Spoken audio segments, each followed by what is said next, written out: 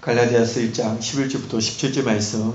형제들아, 내가 너희에게 알게 하노니 내가 전한 복음은 사람의 뜻을 따라 된 것이 아니니라. 이는 내가 세상에서 난 것도 아니요 이런 것도 아니요 오직 예수 그리스도의 이름으로 말미암은 것이라. 내가 이전에 유대교회에 있을 때 행한 일을 너희가 들었거니와 하나님의 교회를 심히 박해하여 멸하고 내가 내 동족 중 여러 연합자보다 유대교를 심히 믿어 내 조상의 전통에 대하여 더욱 열심히 있었으나 그러나 내 어머니 태로부터 나를 택정하시고 그의 은혜로 나를 부르시니가 그의 아들을 이 땅에 전하기 위하여 그를 내 속에 나타내시기를 기뻐하셨을 때 내가 곧 혈육과 의논하지 아니하고. 같이 읽겠습니다. 또 나보다 먼저 사도된 자들을 만나려고 예루살렘으로 가지 아니하고 아라비아로 갔다가 다시 다메섹으로 돌아갔노라. 아멘. 지난주에 우리가 보았을 때 바울은 본서의 집회의 동기를 6절부터 10절에 밝혔습니다. 그 갈라디아서를 적게 된 동기는 다른 복음을 전하는 유대주의자 때문입니다. 늘 얘기하듯이 바울이 복음 전하에서 교회를 세워놓으면 항상 바울은 그곳에 오래 있지 않기 때문에 또 딴 곳에 가서 복음을 씨앗을 뿌리고 세우면 떠난 사이에 그렇게 열심히 씨앗을 뿌렸던 그 교회에 이단이 들어와서 흔들어버리고 그 소식을 듣게 되면서 가슴 아파하고 이러한 분들이 많이 있죠. 지금도 이단들이 교회를 흔들고 있지만 그 이단의 뿌리는 사탄, 동일하기 때문에 선악과를 유혹했던 그 때나 또 그 이후에 계속적으로 잘못된 그런 복음, 잘못된 가치관을 심어주는 그러한 이단자들에 대해서 그것을 경계하기 위해서 이 갈라디아서를 적었습니다. 그러면서 오늘 본문에서는 본론에 들어가기 전 자신의 사도직에 대한 정당성을 변론합니다. 지난주에도 얘기했다시피 당시 율법주의자들이 믿음으로 구원받음을 거부하는 거죠. 그 진리를 거부하는 겁니다. 그리고 자기의 입장을 강화를 위해서 강화시키기 위해서 바울의 사도권을 부정하는 겁니다. 왜냐하면 바울의 사도권을 부정해야 자신들의 말이 신빙성이 있지 않습니까? 우리가 소위 하는 사도는 예수님과 밥도 같이 먹으면서 같이 자면서 그게 사도니까 그렇게 생각하니까 너는 사도가 아니다라는 겁니다. 바울은 사도가 아니다라고 율법주의자들이 이야기를 하는 거죠. 그러면 자기들의 말이 좀 더 신뢰가 있고 좀 어떤 의미를 부여하기 위해서 바울의 사도권을 부인하는 겁니다. 그래서 바울은 자신이 전한 복음의 정당성을 입증하기 위해서 나는 사도다라고 증거하고 있는 겁니다. 자신의 어떤 직위라든지 권위를 좀 내세우기 위한 목적이 아닙니다. 자신이 말하는 이 전한 복음에 대한 좀 더 확실하고 신뢰를 주기 위해서는 그들이 부인하고 있는 이 사도권에 대해서 변론할 수밖에 없는 그런 거죠. 사람들 보통 자기 어떤 것을 주장할 때 자기 자존심이라든지 또 자기 신의 어떤 위치를 좀 더 남에게 부각시키기 위한 순전히 자기 이익적으로 그렇게 변론할 때 많은데 바울은 그런 목적이 아닙니다. 자신이 나는 사도니까 너희들은 나의 사도됨을 인정하고 그리고 나를 섬기고 나를 좀 이렇게 우러러 봐야 되고 이런 목적이 전혀 아닙니다. 복음의 정당성, 자신이 전한 이 복음이 정말 바른 복음이라는 사실을 알려주기 위해서는 자신의 이 사도직에 대한 주장이 따라올 수밖에 없는 겁니다. 그래서 이러한 복음의 신적 기원을 설명해 주는 겁니다.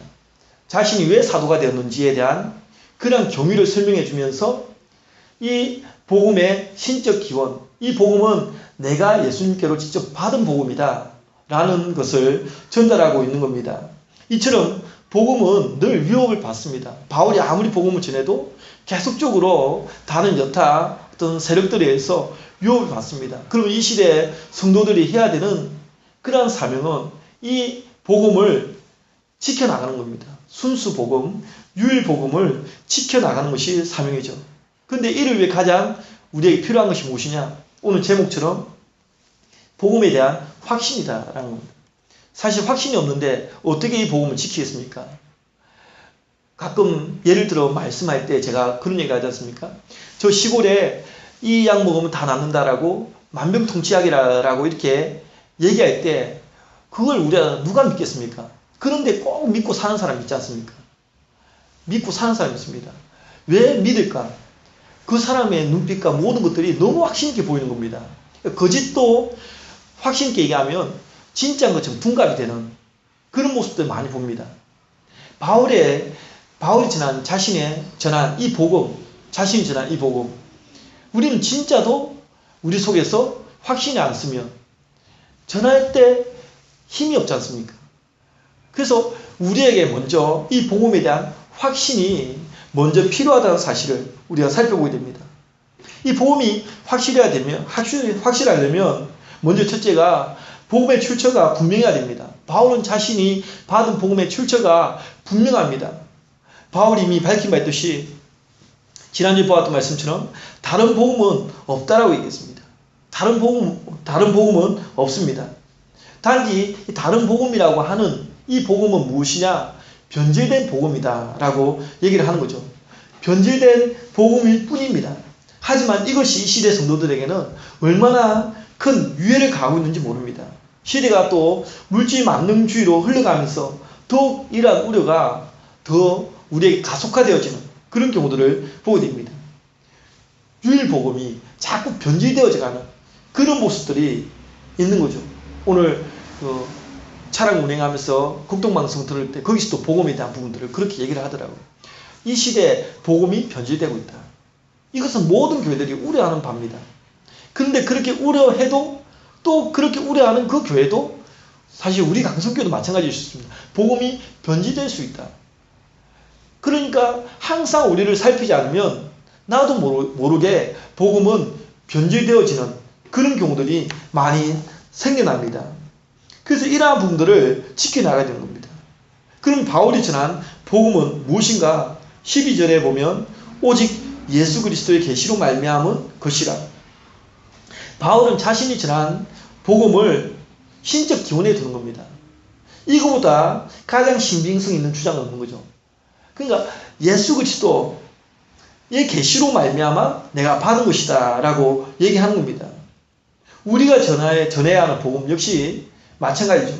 오직 유일복음으로 예수 그리스도께서 친히 가르쳐 주시고 보여주신 그 복음. 근데 그 복음을 사도들이 얘기할 때 하나님 말씀을 본바요, 만진바요, 그것을 느껴보는 그런 체득함이 필요한 거죠. 아무리 들어도 우리가 그것이 가슴에서 느껴지지 아니하면, 지난주에도 얘기했다시피 머리에서 이 가슴까지가 가장 긴 여행이다라고 얘기합니다. 너무 먼 거리입니다. 이미 머리로는 우리에게 와 있는데 가슴으로 오는 이 과정이 너무 정말 먼 여행처럼 느껴집니다. 그래서 이 복음을 하나님께서, 예수님께서 우리에게 친히 가르쳐 주시고 보여주신 복음, 그 복음을 우리는 전해야 합니다. 바울이 먼저 언급하고 있는 내가 전한 복음이라는 이 원어적 의미에서도 그러한 부분을 느낄 수 있는데, 원어상 이 내가 전한 복음은 나로 말미암아 전해진 복음.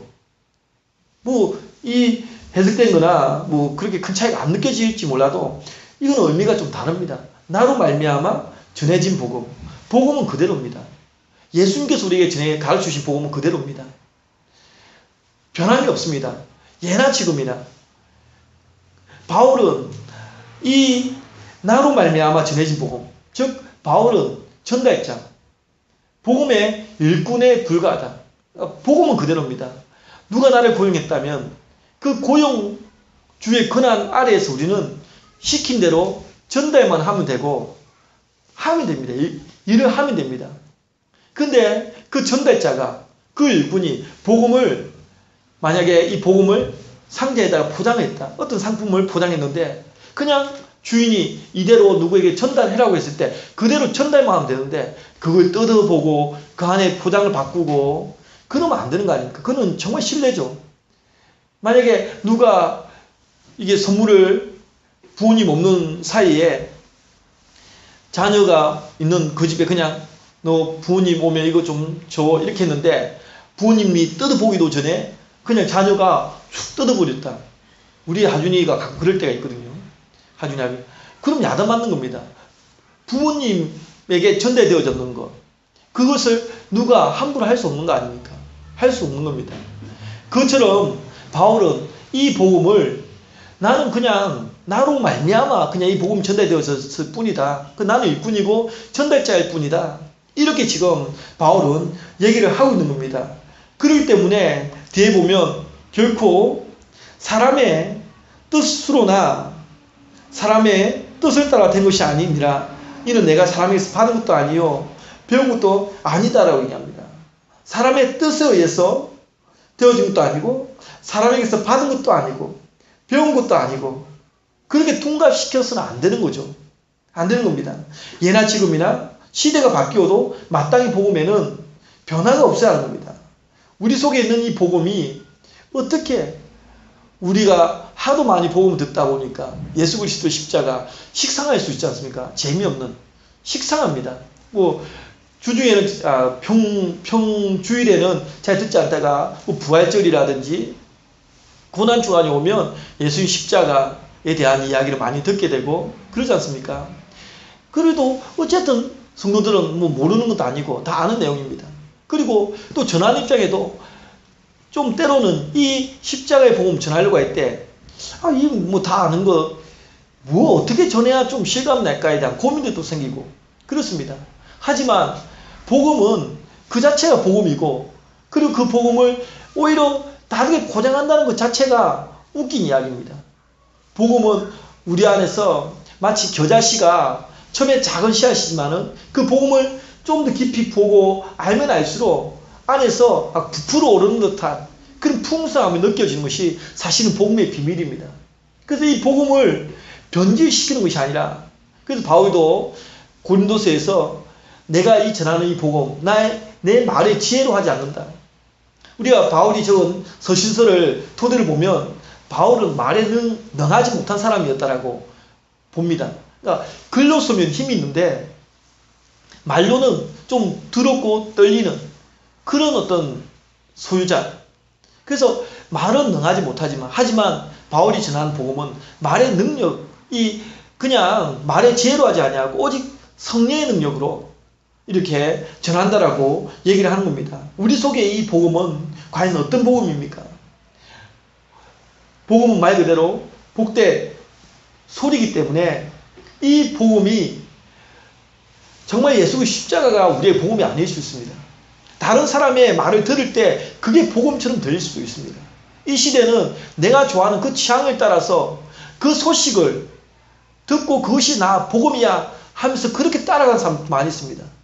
그러니까 사람들은 자기가 복음으로 느끼는 것을 향해서 나아갑니다. 그걸 향해 나아갑니다. 우리에게는 이 예수 그리스도의 십자가 이것이 분명한 복음으로 자리 잡기를 원합니다. 복음의 출처가 분명해야 됩니다. 예수 그리스도의 계시로 말미암은 복음. 그리고 두 번째로는 과거의 삶을 돌아보아야 됩니다. 바울은 자신이 발견한 복음의 가치를 알려주기 위해서 옛 과거를 들춰냅니다. 옛 과거의 이력을 만천하에 공개하죠. 이런 방식은 바울이 복음의 중요성을 알릴 때 자주 사용했던 방식입니다. 그러니까 사실 바울이 옛 과거, 그 과거가 무엇이겠습니까? 유대교에 푹 빠져있는 그때입니다. 사실은 그때를 돌이켜보면 두 번 다시 생각하고 싶지 않은 과거입니다. 물론 그 당시에는 자랑거리였겠죠. 바울도 빌립보서에서 얘기를 그렇게 합니다. 빌립보서 3장 5절 6절에 보면 나는 8일 만에 할 일 받고 이스라엘 족속이요 베냐민 지파요 히브리인 중에 히브리인이요 율법으로는 바리새인이요 열심으로는 교회를 박해하고 율법의 의로는 흠이 없는 자라. 굉장히 뭔가 어떤 커리어가 좀 명확하고 화려하고 지금을 보면 엘리트 정말 누가 봐도 율법에 흠이 없을 정도로 확실한 그런 사람이었습니다. 하지만 예수님을 만나고 난 다음에 이 과거가 굉장히 수치스럽고 부끄럽고 죄스러운 하지만 바울은 이 복음의 가치를 알리기 위해서 이 옛 과거를 들추어냅니다. 수치스럽고 죄송하고 가슴 아픈 옛 그 과거를 주저함 없이 드러낸 거죠. 예수님 만나기 전에 바울은 어떤 사람인가? 금방도 얘기했다시피 유대교에 푹 빠져있는 사람이었습니다. 14절에 보면 유대교를 지나치게 믿어 이렇게 얘기하죠. 문자적으로 해석하면 유대교에 깊이 빠져 있었다 이 말입니다. 말 그대로 지나치게 믿었다. 유대교에 깊이 빠져 있었다.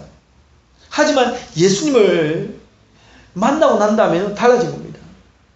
예수님을 만나기 전에는 누구보다도 유대교에 열심히 있었던 사람, 그때는 자신의 모습이 자랑스러웠을 겁니다. 교회를 핍박하는 것도 정당한 것이었고 하나님께서 정말 옳게 보는 것이다라고 생각했던 바울이었습니다. 특히 당시 유대교에 빠지는 동안 바울이 보여준 열심의 흔적은 본문에서도 말하고 있지만 교회를 엄청 핍박한 겁니다. 교회를 열심히, 하나님의 교회를 심히 박해하였다라고, 그리고 멸하였다라고 얘기합니다. 박해하고 멸하였다라고 얘기합니다. 그러니까 완전히 실을 말릴 정도로, 금방 읽었던 빌립보서에서도 내가 열심으로는 교회를 박해했다, 이렇게 말하고 있는 겁니다. 이것이 유대교에 푹 빠졌을 때의 바울의 모습이었습니다. 열심이었습니다. 그 당시에는 그것이 잘못되었는지 모르고 그렇게 박해했던 겁니다. 그런데 후에 예수님을 만나고 보니까 이것은 엄청난 죄였다.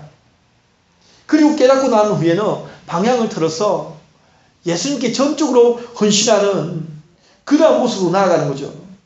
과거의 삶을 돌아보고 이제는 그것을 전철로 삼아서 깨달음으로 돌아오는 이러한 모습들.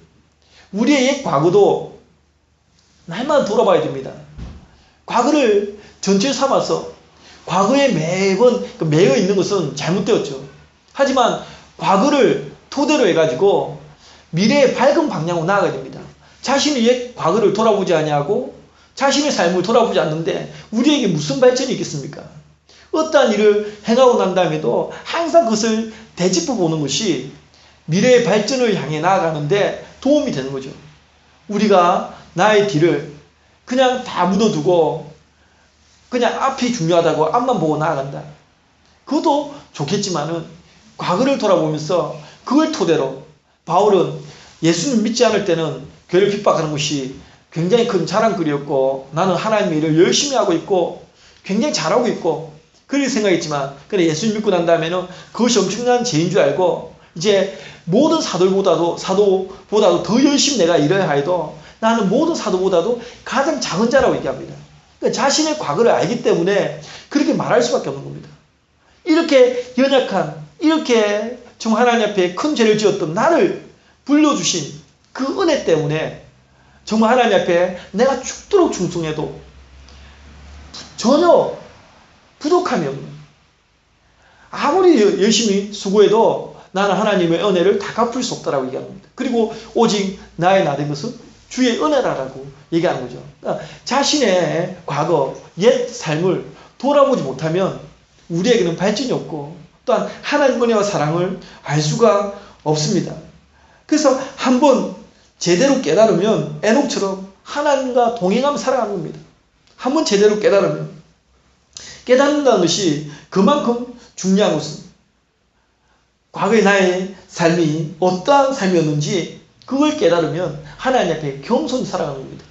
가끔 교회 안에서 어떤 알력이 생기고 다툼이 생기고, 우리 강성교회야 성도가 작고 그러니까 그런 특별한 문제가 눈에 보이지 않지만은 큰 교회들은 어떤 직분이라는 것들도 세상에서 인정받지 못한 직분을 교회 안에서도 직분을 인정받으려고 합니다. 그리고 뭔가 인간적인 열심이나 그런 것들로 치장하면서 그 안에서 알게 모르게 알력들이 생기는 경우들이 많이 있습니다. 그러니까 하나님 안에서 자신의 존재를 돌아보지 아니하면 늘 우리 안에는 문제투성이인 그러한 모습들을 보게 되는 거죠. 우리가 하나님을 겸손히 섬긴다는 것은 예수 그리스도의 십자가 은혜 가운데 머물러 있을 때 그렇게 되어집니다. 그리고 세 번째로는 하나님의 부르심에 순종해야 합니다. 비록 바울이 유대교에 몸담고 있던 시절 같은 그 길이 잘못되었던 길이었지만 당시에는 옳은 길인 줄 알고 갔습니다. 우리의 인생도 그럴 수 있습니다. 나는 몰랐는데 그 길이 나중에 보니까 잘못된 길인 경우들이 많이 있습니다. 때론 이단에 빠졌다가 신천지에 빠졌다가 거기 때는 몰랐는데 이제 다시금 나와서 어떤 교화, 어떤 신앙을 교정하는 그런 교육받고 그러면서 복음을 알게 되었을 때 그때서 비로소 알게 되는 그런 경우도 많이 있습니다. 이러한 것은 우리의 인생 사이에 얼마든지 일어날 수 있습니다. 하지만 바울의 고백에 의하면 그럼에도 불구하고 하나님께서 나를 택정하셨다라고 얘기하고 있는 거죠. 15절을 보면 내 어머니의 태로부터 나를 택정하시고 그의 은혜로 나를 부르시니가 이렇게 고백하고 있습니다. 그러니까 하나님의 택정하심 속에서 나는 부름을 받았다. 그렇게 나는 하나님의 큰 죄인인데 내가 어떻게 하나님 앞에 부름받을 수 있는가에 대한 오히려 의아스러울 정도로 마치 짐나은 당자를 아버지가 기다리고 있습니다. 그 당자는 그 먼 곳에서 다 당진해버리고 자기 스스로 각본을 다 짭니다. 어떤 각본 짭니까? 이제 아버지한테 가가지고 나는 당신 아들 되기 부담스러워 그냥 이곳에 있게만 해달라고 일거리 주고 그냥 종처럼 나를 부려도 된다라고 그렇게 생각합니다. 자기가 지은 죄가 너무 크기 때문에 당시 문화적 관습에서 부모가 살아있는데 부모에게 유산을 물려주세요 하는 거는 그는 그 동네 사람들한테 소문나면은 그 자녀는 거기에 오지도 못한다고 그럽니다. 올 수도 없는 겁니다. 그 시대, 그 당시 유대 문화가 그랬답니다. 근데 이 자녀가 감히 부모가 뻗어지 살아있는데 아버지한테 아버지 유산을 주세요. 그럼 아버지 보고 빨리 죽으라는 말이에요. 빨리 죽고 그냥 나한테 유산 주세요. 살아 생전에 있는데 그걸 그 동네에 소문났다면 그 자녀는 못 오는 겁니다. 그런데 그 아버지는 그 문화적 풍속에도 불구하고 나가서 기다리고 있습니다. 언제 올지도 모르는 자녀를. 이게 하나님 아버지 마음을 우리에게 보여주는 거죠. 그러니까 바울도 자신이 엄청난 죄를 지었는데 서대반 집사도 자신 앞에서 무릎 꿇고 죽었는데 그렇게 엄청난 죄를 지었는데 하나님께서 자신을 택정해서 불러주셨다. 얼마나 감사한 일인가. 그거 감격하는 거죠. 그리스도인들을 잡아 죽이는 엄청난 죄를 지었음에도 불구하고 하나님께서는 그를 버리지 않으셨습니다. 이것이 은혜죠. 하나님의 부르심은 순전히 무엇에 기초합니까? 은혜에 기초하고 있다. 하나님의 부르심에 감격할 수밖에 없는 이유입니다. 그러면 왜 부르셨을까? 하나님의 부르심에는 이유가 있다는 겁니다. 이유 있는 부르심인데 그냥 아무 의미 없이 부르신 것이 아니라 사명을 위해 부르셨다는 사실입니다. 즉 소명이 곧 사명입니다. 하나님께 나를 부르신 것은 이유가 있는 겁니다. 사명을 주기 위해 우리를 불러주셨죠. 바울이 받은 사명은 무엇입니까? 이방 선교입니다. 이방인들에게 복음을 전하기 위해서 부르심을 받았습니다. 그래서 10절에 보면 그의 아들을 이방에 전하기 위하여 그를 내 속에 나타내시기를 기뻐하셨을 때 이렇게 얘기합니다. 그러니까 사명이 있는데 이방 선교를 위해서 부름받았고 이방인들에게 복음 전하기 위해서 사람들은 하나님께서는 이렇게 다양한 사명을 위해 부르십니다. 물론 성도에게 복음 전파는 기본입니다. 그리고 그 또 이면에 다른 구체적인 어떤 사명들이 있습니다. 교회마다 세워진 이유도 또 있습니다. 문제는 바울처럼 반응을 해야 되죠. 아무리 불려도 사람 반응을 하지 않습니다. 아무리 사명을 주어도 반응을 하지 않습니다. 아무리 목사가 설교해도 반응을 하지 않습니다. 아무리 얘기해도 하나님 말씀은 마음에 새겨지지 아니하고 그냥 세상의 말들이 더 우리의 귀에 울리는 그러한 경우, 그러한 것들이 문제가 되는 거죠. 순종을 반응한 사람들은 그리 많지 않습니다. 이 땅에 성도들이 주일마다 아니면 수요 예배, 예배 때마다 그래도 말씀 준비해서 목회자가 설교한 그 내용대로 반응하고 살았다면 이 한국교회는 엄청난 부흥과 변화가 있었겠죠. 하지만 그렇게 반응하는 사람이 많지 않습니다. 듣는 건 듣는 것이고 행동은 또 별도의 삶, 별도의 문제로 가기 때문에 문제입니다. 하나님 어떤 사람 쓰겠습니까? 순종에 반응할 수 있는 사람, 말씀에 순종으로 반응할 수 있는 사람, 바울과 같이 그런 사람을 하나님은 쓰십니다. 특히 주목할 부분은 이렇게 사명을 받고 난 다음에 바울이 무엇이라 얘기합니까? 내가 곧 혈육과 의논하지 아니하였다. 또 나보다 먼저 사도된 자들을 만나려고 예루살렘으로 가지 아니하고 아라비아로 갔다가 다시 다메섹으로 돌아갔노라 이렇게 얘기합니다.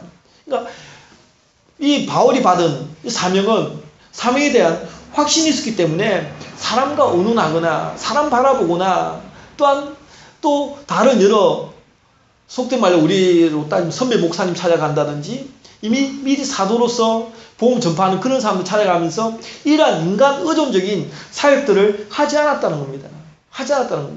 그래서 오직 주께서 주신 그 사명에 대한 확신을 가지고 자신이 아라비아로 다메섹으로 가서 영적 준비 기간을 갖는 겁니다. 바울도 예수님을 다메섹 도상에서 만나고 바로 사역에 뛰어든 것이 아니라 아라비아로 가서 3년인가 그런 시간 동안을 보내면서 준비하는 기간을 갖는 겁니다. 영적 준비하는 기간을 가졌죠. 그래, 이러한 모습들이 참으로 의미가 있지 않습니까? 바울에게는 사명에 대한 확신이 있었기 때문에 그런 겁니다. 그래서 영적 준비 기간을 가지기 위해서 아라비아 다메섹 등지로 간 겁니다. 우리에게도 온전한 순종을 위한 서는 사람을 찾아다니는, 물론 조언도 받는 것을 우리가 등한히 여기서 안 됩니다. 찾아다니는 겁니다. 그러나 무엇보다도 하나님께서 주신 사명에 대한 확신을 가지고 그 앞에서 영적 준비 기간을 우리의 광야가 여기기 때문에 예전에 가끔 세미나 참석하고 물론 그런 것을 부정하는 것은 아닌데 그러나 세미나에 가서 또한 찬양 집회 가서 은혜를 받습니다. 하지만 늘 제 머릿속에 떠나지 않는 것은 나의 광야, 결국 내가 써야 되는 광야는 여기거든요.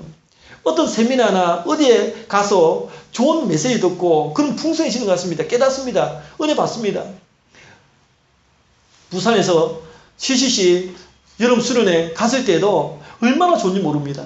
거기서 내려오기가 싫습니다. 걱정이 됩니다. 오히려 분명히 거기서 생활하는 게 불편하고 힘든데 또 내일이면 또 내려가야 되네. 그냥 이곳에서 그냥 하나님의 말씀 들으면서 정말 있고 싶다는 생각들이 많습니다. 하지만 결국 우리가 써야 되는 광야는 거기가 아니더라고요. 아무리 큰 교회에서 좋은 어떤 시설에 또 훌륭하신 목사님, 정말 말씀 잘 전하시고 능력 있는 그 목사님 밑에서 말씀도 듣고 그런데 결국 내가 있어야 될 곳은 여기니까. 그러니까 이 예수님의 수제자 3명이 그 변화산상에서 화려한 것을 보고 그 은혜로움에 취해가지고 여기 있는 것이 좋다라고 하지만 그러나 예수님께서 안 된다. 내려가야 된다. 내려가자라고 얘기하는 겁니다. 우리가 가야 될 곳은 정말 피 터지게 싸울 수밖에 없고 짜증나고 막 갈등이 있는 은혜스러운 그 연장에서는 갈등이 없지 않습니까? 좀 불편해도 모두 다 묻어갑니다. 은혜 받고 좋으니까.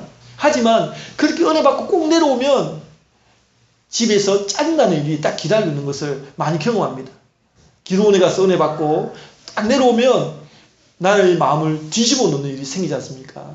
자녀가 아니면 다른 또 어떤 환경이 그런 경우들이 많이 생깁니다. 그래서 결국 우리가 있어야 될 곳은 이 광야, 이곳에서 우리가 하나님 앞에 영적 준비 기간을 가지고 여기서 우리를 돌아보며 나아가야 되는 거죠. 순종이 제사보다 낫다라고 얘기하지 않습니까? 그렇기 때문에 우리가 복음에 대한 확신이 있는 그러한 삶을 가지고 우리가 하나님께 나를 불러주신 그 이유와 목적을 알고 거기에 순종하며 살아야 되는 거죠. 끊임없이 복음에 대한 경각심을 갖지 않으면 복음은 내 속에서 변질되어집니다. 경각심 참 중요한 겁니다. 나를 돌아보지 아니하면 개척 때는 겸손하 이렇게 하죠. 조금 이제 성도가 많이 하나님께 그런 은혜 주시는지는 모르지만은 믿어야 되겠죠. 하면은 목이 굳어지고 어깨가 힘이 들어가고 노예 가봐도 딱 그렇습니다. 노예 가봐도 좀 교회 규모가 있는 그런 분들의 목사님은 뭔가 겉으로 볼 때는 그냥 좋게 말하면 뭔가 좀 그런 위풍이 느껴지지만은 뭔가 목소리나 모든 것이 딱 자세가 딱 이게 잡혀 있다니까요, 이게. 근데 성도가 작고 그렇게 하면은 그 자체가 저절로 머리가 숙여지고 겸손해집니다. 참, 또한 교회 안에서 직분이 집사, 뭐 장로 이렇게 올라가면서 원래는 직분이 있을수록 더 겸손해야 되거든요. 예수님 닮아가야 되니까. 신앙의 연수가 길어지면 길어질수록 사실은 그렇게 되는 게 정상인데 반대로 갈 때 참 많지 않습니까? 오히려 목회자가 더 겸손해져야 되고 그래야 되는데 또 반대되는 경우도 또 많이 있고 또 장로님들이 더 겸손하게 성김을 이렇게 해야 되는데 또 반대인 경우가 많고 마치 세상의 어떤 신분을 뭔가 라이센스를 딴 것처럼 느껴지는 이러한 부분들도 분명히 우리에게 많이 있는 거죠. 그래서 이 복음에 대한 확신을 가지고 우리가 이 경각심 갖지 않으면 내 속에서도 복음이 변질되어지는 겁니다. 이 시대 성도들의 최우선 과제는 예수 그리스도의 유일 복음, 순수 복음을 지켜내야 되는데 이를 위한 첫 스타트 라인이 무엇이냐? 복음에 대한 확신을 가져야 됩니다. 확신을 가져야 되죠. 예전에 신천지 그러니까 건강한 교회 척도를 어떤 교회에서 적어놓은 걸 봤는데 건강한 교회는 신천지가 들어와도 이겨낸다는 겁니다. 왜? 확신이 있으니까. 복음에 대한 확신이 있으니까. 그러나 그렇지 못한 교회는 신천지에 의해서 이단에 의해서 넘어지는 겁니다. 그렇다면 우리 강성교회는 과연 어떠한 지금 현주소가 지금 어디까지 와 있을까? 점검해 봐야 되죠.